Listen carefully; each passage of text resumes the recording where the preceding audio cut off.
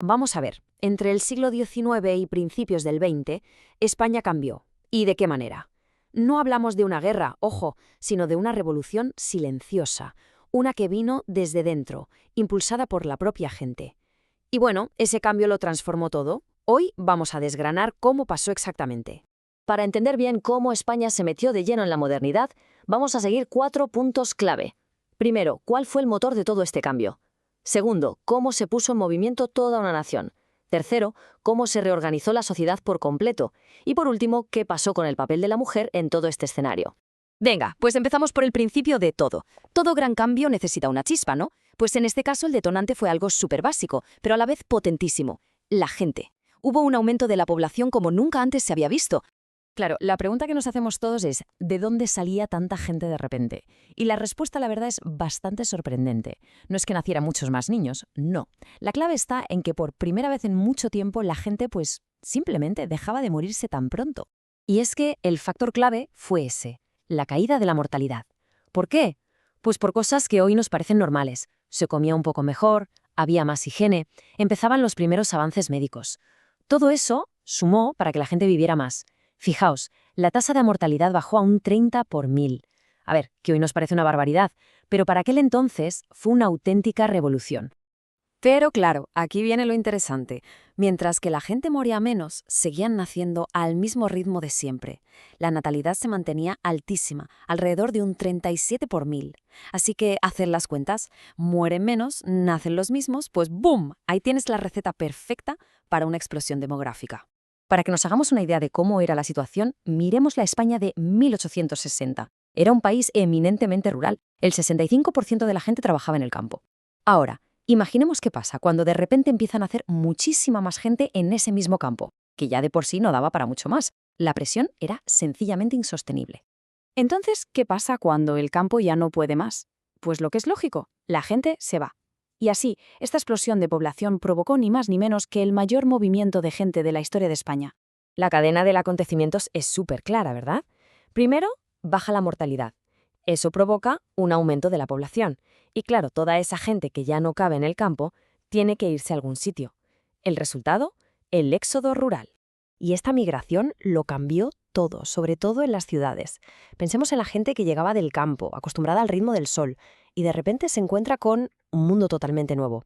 Tranvías, bicicletas, hasta la primera línea de metro en Barcelona.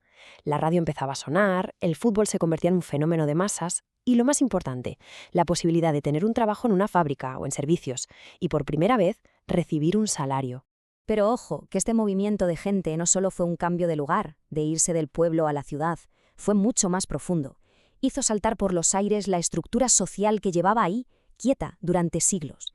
Aquí vemos el gran cambio. Con la Revolución Liberal se acabó el antiguo sistema. Pasamos de la llamada sociedad estamental, donde básicamente nacías noble o plebeyo y ahí te quedabas, a una sociedad de clases. ¿Y aquí qué es lo que manda? El dinero. La cuna empieza a importar un poco menos que la cartera.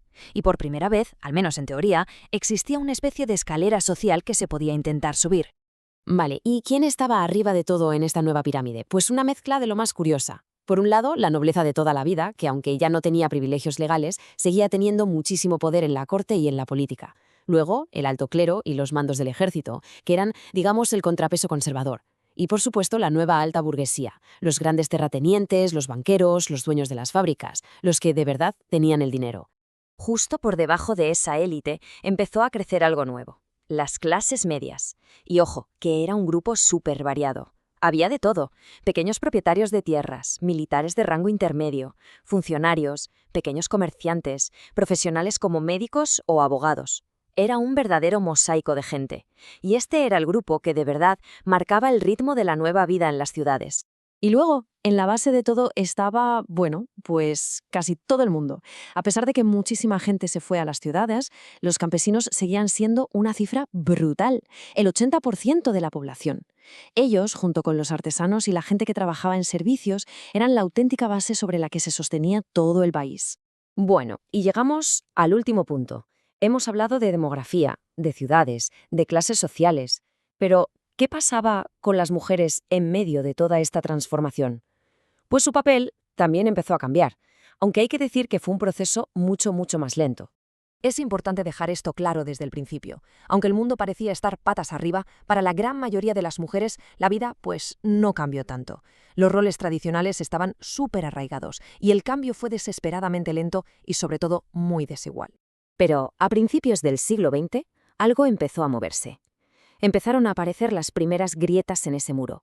Por un lado, surgieron las primeras organizaciones sufragistas y feministas que pedían igualdad de derechos. Y por otro, algo importantísimo, las mujeres empezaron a trabajar fuera de casa. Empezaron a ocupar nuevos puestos como enfermeras, maestras, secretarias, dependientas o incluso en las fábricas.